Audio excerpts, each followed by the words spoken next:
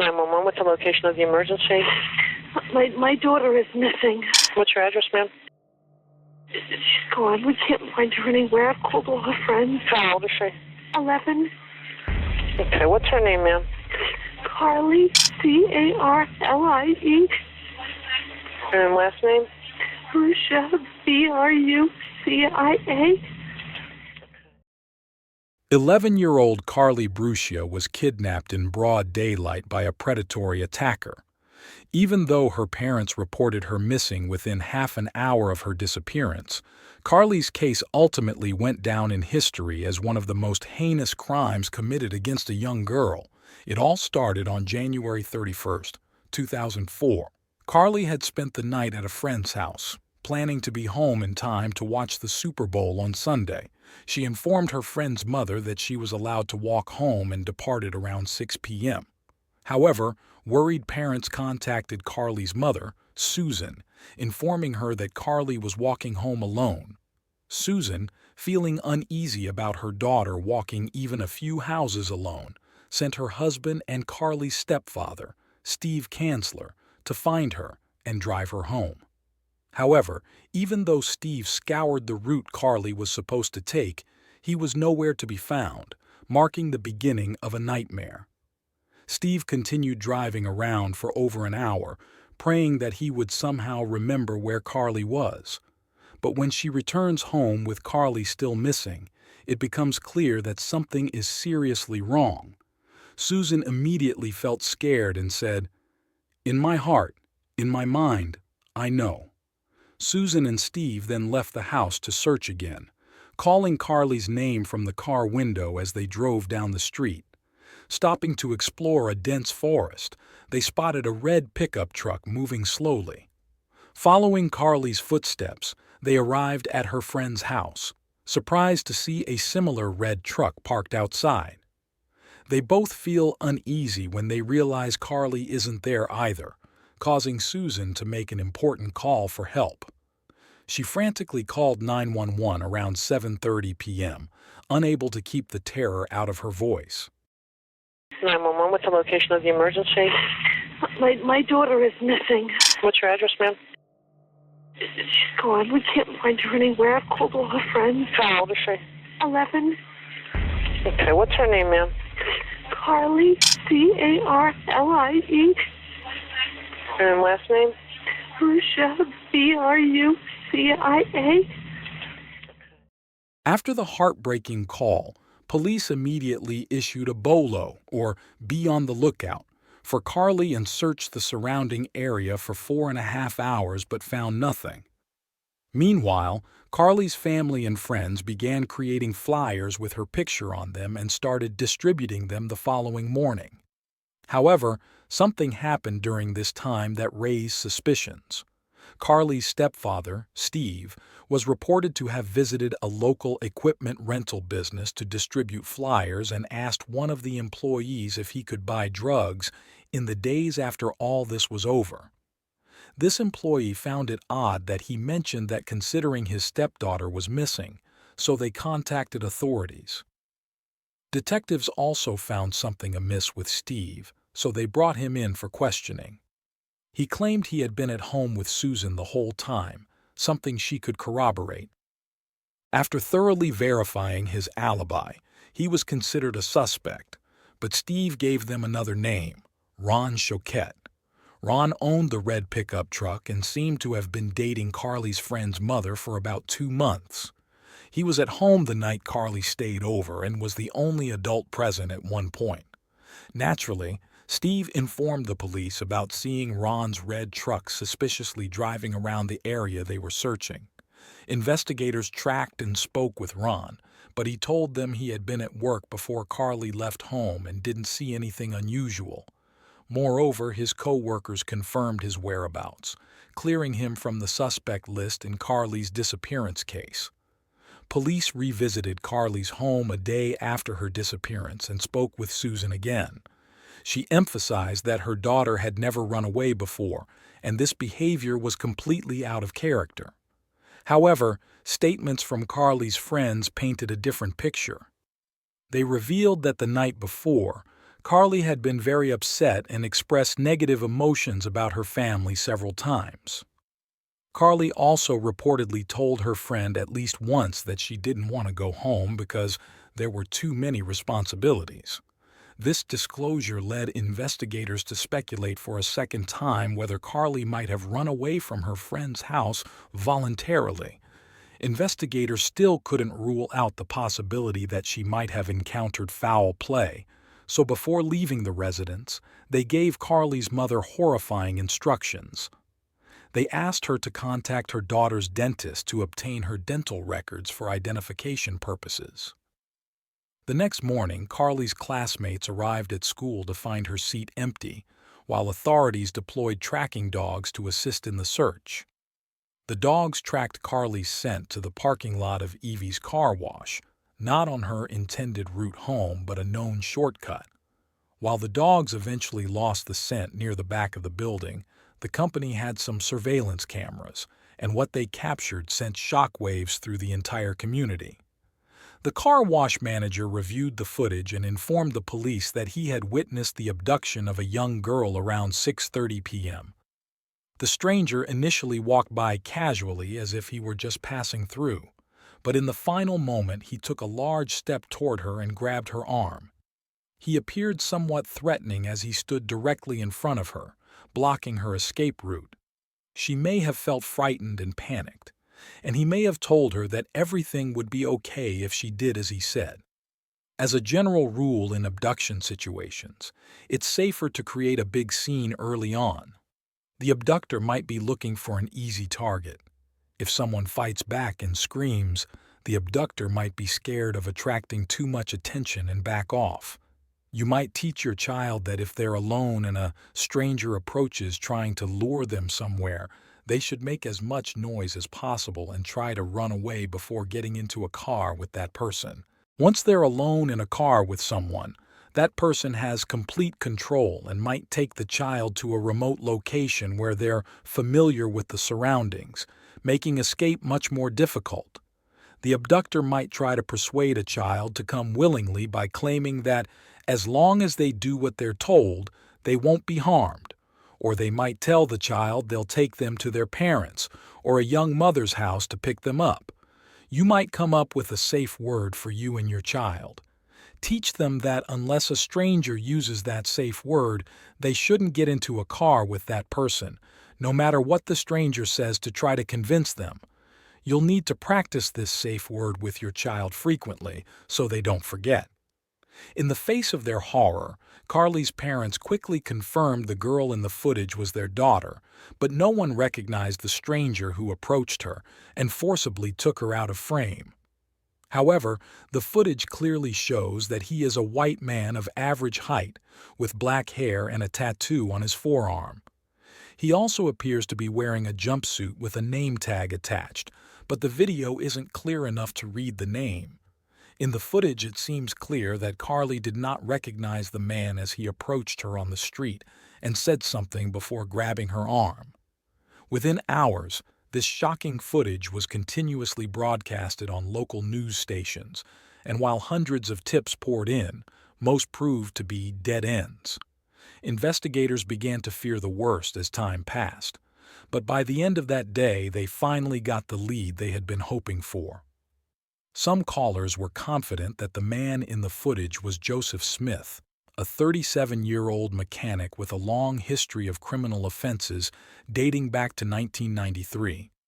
In fact, he had been on parole for a drug trafficking charge at the time, Carlie's disappearance. While most of his criminal violations were drug-related, at least 2 charges in his record involved violence against women, including kidnapping, aggravated assault, and unlawful imprisonment. One of Joseph's co-workers was among those who tipped off the authorities, and 2 days after Carlie disappeared, he told the police that the man in the footage looked a lot like him based on his style and clothing. Furthermore, another employee indicated that he seemed anxious and appeared to be under the influence of drugs at work the day after Carlie went missing. They also reported that Joseph had been struggling with drug and money issues at work and claimed that he had not shown up for his shift the day before, At this point, authorities decided to review the security footage from the car wash once again, hoping to link Joseph to one of the vehicles captured on tape. They gathered information from his co-workers that he drove a brown Lincoln Town car, but they said it had recently stopped working due to transmission issues. Despite that, the only prominent vehicle was a light yellow Buick sedan that had stopped about 3 minutes before Carlie was abducted. The car seemed to drive past initially before quickly pulling into the car wash parking lot. The abductor may have seen Carlie walking as he drove by, prompting him to turn into the parking lot and decide to abduct her. It's also possible he saw her shortly after she left her friend's house and then followed her to the car wash. Either way, he may have been contemplating abducting a child long before actually doing so. Seeing her walking alone, he may have viewed it as the perfect opportunity to fulfill his sinister intentions. Unfortunately, detectives couldn't make out the license plate or the person in the driver's seat from the blurry footage, but they knew it was time to pay Joseph a visit. Police went to the home of Joseph's friends, Jeffrey and Naomi Pincus, where he was renting a room after being kicked out of the house he shared with his wife and 3 young daughters. However, although they saw Joseph outside smoking when they first drove through the neighborhood, they received no answer when they knocked on the door. Authorities spoke to neighbors, who said they had recently seen Joseph talking to a woman outside whom they believed to be his sister. They also expressed confidence that Joseph was still inside the residence and hadn't left. Joseph's sister returned to the home and, after speaking with police, went inside to find her brother. Joseph finally emerged from the house and asserted that he didn't hear the detectives knocking because he was asleep. Investigators asked Joseph where he was during the time Carlie went missing. He explained that he was at home watching the Super Bowl and told them that his friends could verify his story. They showed Joseph a still image taken from surveillance video, and although he admitted the man looked like him, he insisted he wasn't near the car wash on that day.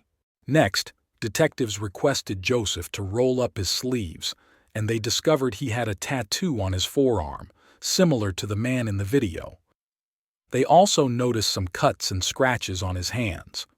As if that wasn't suspicious enough, Joseph also admitted to borrowing Jeffrey and Naomi's yellow sedan on the day Carlie went missing. However, he claimed he only drove it to the nearby marina to look at boats before returning home. The police felt quite confident they had their man, but when they spoke to Naomi, she corroborated his alibi, casting doubt on everything. About an hour after detectives arrived at the house, Joseph's probation officers showed up to assist by conducting a thorough search of his damaged Lincoln Town car. They quickly found drugs in the car, including numerous syringes and spoons, and Joseph was arrested for violating probation. Later that day, Jeffrey, Joseph's friend, contacted the police to provide some concerning information. He confessed that Naomi had mistaken the dates when giving her initial statement to the police, and that, although they let Joseph borrow their car on the mentioned day, he didn't return it until the next morning. Jeffrey also mentioned that he had reset the odometer before Joseph left, and when he checked it upon his return, he had driven over 300 miles. Additionally, the interior of the car appeared disheveled, with the back seat removed.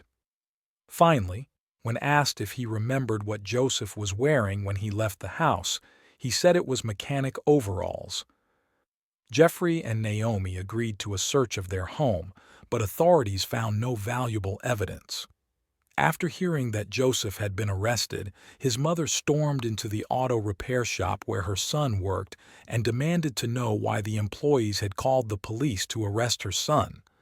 However, despite her outburst, her co-worker felt that she also believed it was her son on the CCTV footage.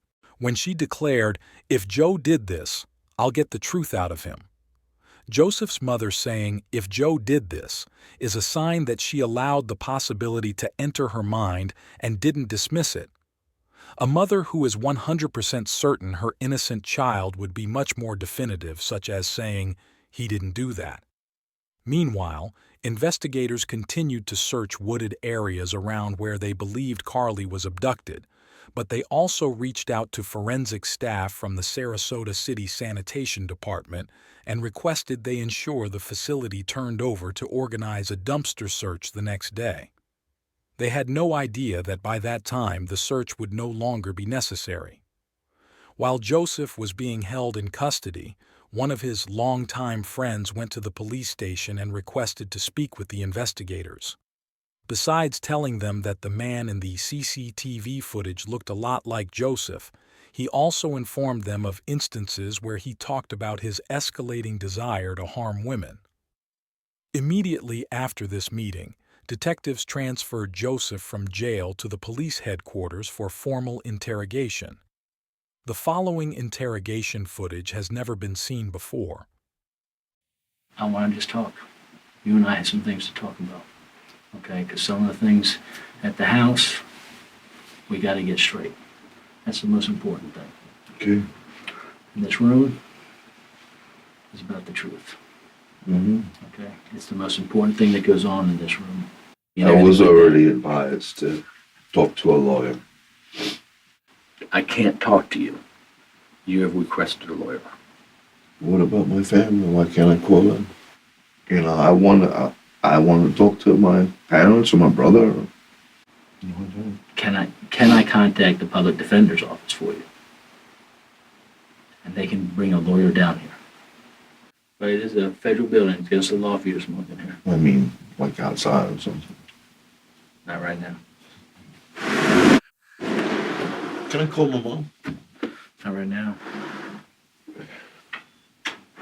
So what? What's the guy coming? Yeah, we're working on it right now. I need to talk to my family. See what's going on. Joseph wanting to speak with his family is understandable, as he may want to get their advice on what he should do, or so he can explain to them what happened. Joseph finally gets taken back to jail, where he ultimately calls his brother John, and what he tells him confirms everyone's worst fears. On February 5th, 5 days after Carlie went missing, John contacts authorities and requests to meet them at his residence. When the police arrive, he tells them he knows where Carlie's body is and directs them to a wooded area behind a church, just a few miles from her house. According to John, his brother confessed to the kidnapping and brutal beating of the young girl, but claimed not to remember much about the incident due to drug use. Joseph may be trying to mitigate his culpability by alleging he doesn't remember what happened and was under the influence of drugs. The specifics of the case will show whether this is a viable defense. While John is with investigators, Joseph continuously calls him, phone rings, and appears agitated by what his brother is saying. At one point, John shouts into the phone, "Did you choke her too hard?" Joseph is purportedly heard responding, "Yeah." He then asks if he tied her up, and Joseph admits the body wasn't tied but concedes he brutally beat her and left his DNA behind. Joseph's mother goes to John's house and says that Joseph had also contacted her earlier that day from jail and confessed to killing Carlie. The police then swarm the church, and they quickly discover Carlie's body partially concealed in the wooded area. Investigators speculate she was dragged to the location, based on abrasions on her right side. The autopsy later lists the cause of death as strangulation and notes she was also brutally beaten. Additionally, linear marks on both of her wrists indicate she was bound at some point. Forensic testing reveals Joseph's DNA and hair fibers on Carlie's body and clothing, and he is subsequently charged with her murder. Adding to the case against him, a search of the yellow sedan revealed 2 hairs matching Carlie's, as well as some fabric fibers consistent with the shirt she was last seen wearing. Investigators hypothesize that after borrowing his friend's car, Joseph used a combination of drugs, and that's when he spotted Carlie walking alone. It was just a chance encounter that led him to abduct, assault, and murder the innocent 11-year-old. Meanwhile, The community is outraged that Joseph could have been free to roam from the start after being convicted 13 times in the past 10 years for various offenses. Furthermore, about a month before Carlie was abducted, a Florida judge had been asked by local authorities to issue a warrant for his arrest, based on probation violations. However, the judge never did so because it was alleged the police hadn't completed the necessary paperwork. On October 24, 2005, Joseph Smith was convicted of first-degree murder, as well as separate charges of assaulting a child under 12 and kidnapping. He was sentenced to death by lethal injection for Carlie's murder and life without parole for the other charges. However, on July 18, 2017, a judge overturned the death sentence for Joseph based on a new law requiring unanimous jury verdicts. The jury in the first trial had voted 10-2 in favor of the death penalty. Joseph ultimately died in prison while awaiting a new sentencing trial in 2021. The police also suspected Smith in the unsolved murder of Tara Riley, whose naked body was found in a retention pond behind a Walmart in Bradenton, Florida, in 2000. However, Brucia's horrific death spurred legal action. In 2004, a bill named Carlie's Law was proposed, amending existing laws to tighten provisions for sex offenders. However, the bill did not pass Congress and appeared to have been abandoned. The tragedy haunted the Brucia family. In July 2005, Brucia's mother lost custody of her 7-year-old son after failing a drug test. At that time, Chopin said she turned to drug use because the pain of my reality was unbearable. Sadly, she passed away from a heroin overdose in April 2017.